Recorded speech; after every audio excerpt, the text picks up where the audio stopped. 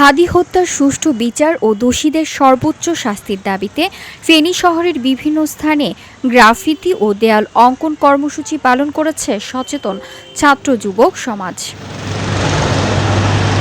শনিবার সকাল 10টা থেকে সন্ধ্যা পর্যন্ত ফেনী সরকারি কলেজ সংলগ্ন নবীচন্দ্র সেন পাবলিক লাইব্রেরির সামনে ফন্ট সহ শহরের গুরুত্বপূর্ণ সড়ক, শিক্ষা প্রতিষ্ঠানের দেওয়াল ও জনসমাগমপূর্ণ এলাকায় হাদি হত্যার বিচার চাই, খুনিদের শাস্তি নিশ্চিত করতে হবে, ন্যায় বিচার চাই সহ বিভিন্ন স্লোগান লিখে প্রতিবাদ জানানো হয়।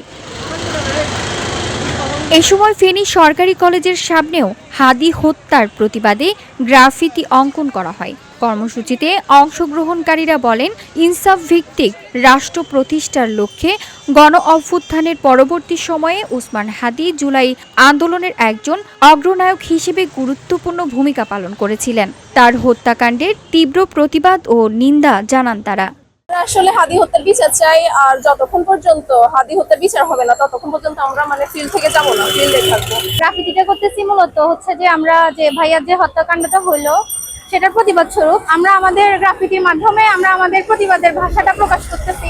আমরা ফেনীতে এই গ্রাফিতি কর্মসূচি পালন করার চেষ্টা করছি, এই কারণে যেন ওসমান হাদির বিচার দ্রুত ব্যবস্থা করা হয়। আমরা শহরের বিভিন্ন জায়গায় হচ্ছে গ্রাফিতিটা করার চেষ্টা করতেছি।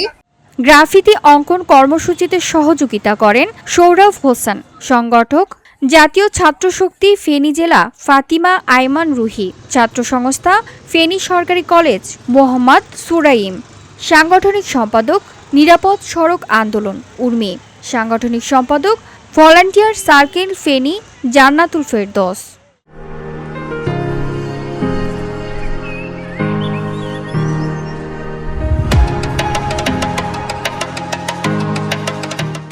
কর্মসূচিতে বক্তব্য রাখতে গিয়ে সৌরভ হোসেন বলেন, হাদি হত্যার ঘটনায় এখনও দৃশ্যমান বিচার না হওয়ায় সাধারণ মানুষের মাঝে ক্ষোভ ও হতাশা তৈরি হয়েছে। অবিলম্বে সুষ্ঠু তদন্তের মাধ্যমে প্রকৃত অপরাধীদের আইনের আওতায় এনে দৃষ্টান্তমূলক শাস্তি নিশ্চিত করার দাবি জানান তিনি। সামনে যারা জাতীয় নির্বাচনে ক্ষমতায় আসবে তারা যেন একটা ইনসাফ ভিত্তিক এবং বিচার বহির্ভূত হত্যাকাণ্ড যেগুলো আছে এগুলো যেন বিচার করে। আমরা হাদি হত্যার বিচার চাই, এই প্রতিবাদে আমরা এই গ্রাফিতিগুলো করছি। এ সময় তারা হুঁশিয়ারি দিয়ে বলেন, দ্রুত বিচার নিশ্চিত না হলে আগামীতে আরও কঠোর কর্মসূচি ঘোষণা দেওয়া হবে এবং রাজপথে থাকার ঘোষণা দেন। VOD Bangla news desk.